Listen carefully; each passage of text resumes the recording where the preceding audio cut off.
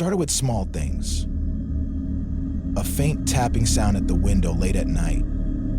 A fleeting shadow moving just beyond the corner of her eye. Sarah lived alone on the outskirts of town, her house bordered by an old, dense forest. She dismissed the incidents as her imagination playing tricks on her. Until one night, at exactly 3 a.m., she woke to the unmistakable sensation of being watched.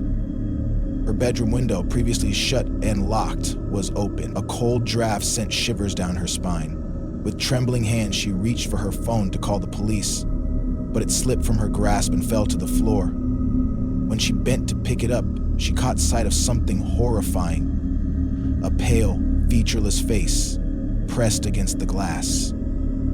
Its hollow, empty eyes seemed to bore into her soul.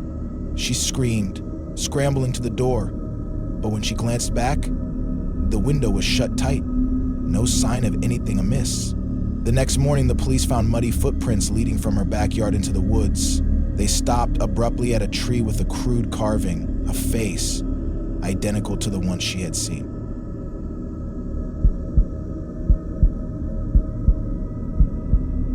Tom had just moved into a historic home that had been converted into 2 apartments. The upstairs was his, and the basement was rented out to an older gentleman named Mr. Beyond. They rarely crossed paths, but Tom would occasionally hear faint footsteps and muffled sounds below.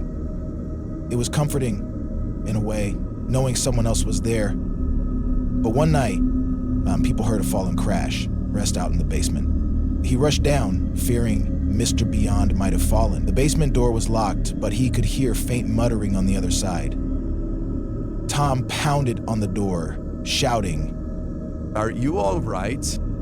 There was no response. The next day, Tom called the property manager, who arrived with a spare key.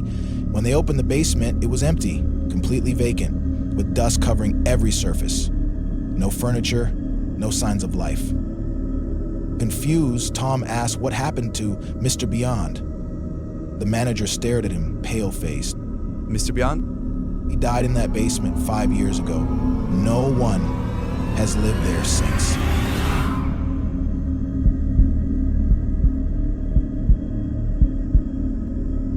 Victor was a cab driver who often worked the night shift, ferrying drunken revelers and exhausted workers across the city.